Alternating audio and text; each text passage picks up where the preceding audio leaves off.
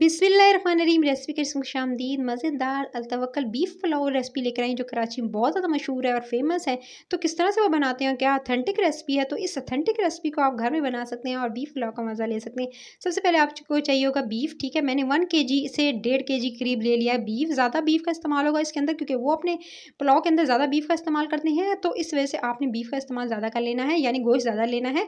तो 1.5 किलो मैंने गोश्त लिया है और उसके हिसाब से पौना की यानी आपने जो है यानी 1 केजी से थोड़ा कम जो है वो आपने चावल ले लेने हैं। ठीक है गाइस, तो आपने इसके साथ सीज़निंग के लिए ऐड करनी है, जो चीज़ें ऐड करनी है उसके लिए आपने अदरक लहसुन का पेस्ट 1 टेबलस्पून, 2 आपने तेज़ पत्ते इसके अंदर ऐड कर देने हैं और उसके साथ ही आपने 3 अदद इस तरह से मोटी वाली काली इलायची जो होती है गरम मसाले के अंदर, वो इसके अंदर शामिल कर देनी है। गरम मसाले की ये मोटी काली वाली इलायची शामिल कर लेने के बाद आप इसके अंदर 3 अदद जो है वो इस तरह वाली इलायची ऐड कर दीजिएगा। इलायची ऐड करने के बाद फिर इसके अंदर आपने थोड़ी-सी जो है वो आपने ऐड कर देनी है काली मिर्चें। काली मिर्चें जो है तकरीबन 7 से 8 अदद ऐड करने के बाद थोड़ी-सी आप इसके अंदर मिर्ची ऐड करेंगे। मिर्च जो होगी वो कुटी हुई होगी, यानी लाल नहीं डालनी है। हाफ़ टी स्पून कुटी हुई लाल मिर्च ऐड करके इसके अंदर आप पानी डाल देंगे। पानी जो है वो तकरीबन मैं इसके अंदर 2 गिलास ऐड करके इसको कुकर को बंद करके तकरीबन मैं इसको 15 से 20 मिनट चलाऊँगी और उसके बाद आपका जो है गोश्त गल जाएगा।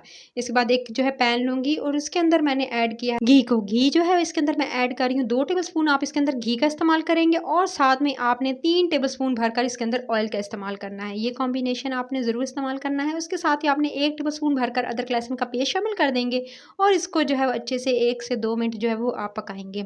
जब तक कि अदरक लहसुन का जो है वो कलर चेंज नहीं हो जाता, आपने इसको कुक करना है और अदरक लहसुन का पेस्ट जैसे ही तो 1 से 2 मिनट कुक किया, उसके बाद इसके अंदर मैंने टमाटर 2 अदद शामिल कर दिए, दरमियाने साइज़ के टमाटर शामिल कर देने के बाद आपने इसको अच्छे से फ्राई करना है।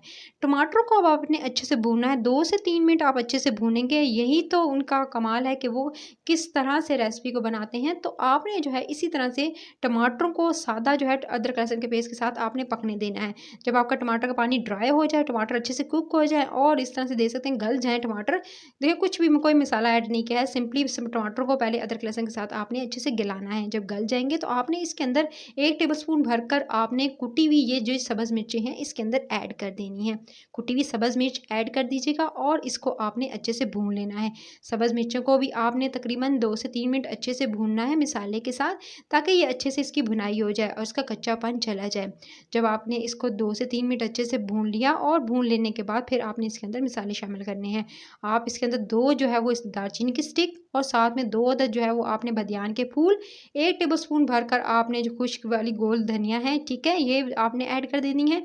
ज़ीरा आप इसके अंदर जो है काला वाला 1 टेबलस्पून ऐड करेंगे। काली मिर्च हाफ़ टी स्पून इसके अंदर ऐड करेंगे। साथ में आपने इसके अंदर गरम मसाला ऐड करना है 1 टीस्पून और उसके साथ ही आपने इसके अंदर ऐड कर देना है आपने पुलाव मसाला, ठीक है? पुलाव मसाला भी आपने इसके अंदर ऐड कर देना है 1 टीस्पून। पुलाव मसाला आप इसके अंदर शामिल कर लेंगे और 1 टीस्पून पुलाव मसाला शामिल कर लेने के बाद फिर आपने इसको जी अच्छे से आपने इसको मिक्स करना है और इसको भून लेना है। मसाले को आप अच्छे से टमाटरों के साथ भूनेंगे और इसकी सिंपली भुनाई करेंगे। जितना भूनेंगे उतना अच्छा आपका जो है वो पुलाव बनेगा। तो अल तवक्कल बीफ पुलाव की रेसिपी ऑथेंटिक आपको देनी चाहिए, तो इसको ज़रूर आपने जो है वो ट्राई करना है। अब मेरा जो आपको मैंने आपके सामने आपको शो किया था कि आप किस तरह से जो है वो बीफ जो है वो उसको कुकर में चढ़ाएँगे, तो बीफ गल चुका था, उसको आपने निकाल लेना है, ठीक है? यखनी एक तरफ कर दीजिएगा और गोश्त सिंपली पहले निकाल लीजिएगा। सारा गोश्त आप इस तरह से निकाल लेंगे, ठीक है? और गोश्त को निकाल लेने के बाद आपने जो है इसको अच्छे से 1 से 2 मिनट अच्छे से भून लेना है। गोश्त को भून लेने के बाद 1 से 2 मिनट हो गए थे इसको भूनते हुए, आपने जो है वेट करना है जब तक अच्छे से इसकी भुनाई नहीं हो जाती, ताकि अच्छे से मसाले के साथ इसकी भी भुनाई हो जाए। 5 से 6 मिनट मैंने इसको अच्छे से भूना और ये अच्छे से पहले तो वैसे गल चुका था, लेकिन इसको फिर भी आपने इसको अच्छे से मसाले के साथ भूनना है ताकि इसके साथ मसाला अच्छे से मिक्स हो जाए। फिर जी भूनने के बाद इसके अंदर सारा का सारा जो यखनी थी, जो मैंने एक तरफ रखी हुई थी, जो इसके बच गई थी इसके बीच में जब डाला था मैंने बीफ, तो उसके बाद जो यखनी बची वो इसके अंदर सारी शामिल कर दी। तो 2 गिलास के करीब इसके अंदर बीफ की यखनी जाएगी। साथ में हमने हल्दी हाफ़ टी स्पून शामिल कर देनी है और हल्दी शामिल कर लेने के बाद अब आपने पहले नमक शामिल नहीं किया था, अब आपने जो है इस स्टेज पर जो है वो नमक शामिल करना है 1 टू 1.5 टीस्पून, ठीक है? यानी 1.5 टीस्पून आप इसके अंदर नमक शामिल करेंगे और जी फिर इसको जी आपने जो है अच्छे से जो है वो पकाना है जब तक कि इसमें 1 से 2 बॉयल नहीं आ जाते। आपने इसको अच्छे से पकाते रहना है। उसके बाद इसके अंदर थोड़ी-सी ऐड कर देंगे आप धनिया और साथ में जो है थोड़ा-सा जो है आपने इसके अंदर जो है वो ऐड कर देना है आपने पुदीना, ठीक है? पुदीना और धनिया दोनों जो क्रश्ड की हुई थोड़ा आधा कप के करीब से, यानी बहुत थोड़ी 2 टेबलस्पून के करीब आपने इसके अंदर ऐड करके इसको भी कुक होने देना है। देखिए जब तक इस पानी में बॉयल नहीं आएगा आपने चावल शावल नहीं करने हैं। जब पानी में अच्छे से बॉयल आ जाएगा तो आपने इसके अंदर चावल पहले से धोकर भिगो कर रखे। ये तकरीबन 3 पाव से भी तकरीबन थोड़े से कम है। तो मैंने बताया 1.5 kg जो अगर आपने गोश्त लिया है तो इसके अंदर आपने 3 पाव से थोड़े कम चावल इस्तेमाल करने हैं। गोश्त की मिकदार ज़्यादा होगी। चावल शामिल करके फिर आपने इसको जी पकाना है जब तक कि पानी अच्छे से इसका जो अच्छे से ड्राई नहीं हो जाता। आपने चावल को शामिल करके फिर चम्मच नहीं हिलाना है, नहीं तो चावल टूट जाएगा। तो ये एक दफ़ा अच्छे से पहले मिक्स कर लूँगी ताकि अच्छे से जो है वो मिक्स हो जाए और इस तरह से फिर इसको पकने के लिए मैं चूल्हे पे छोड़ दूँगी।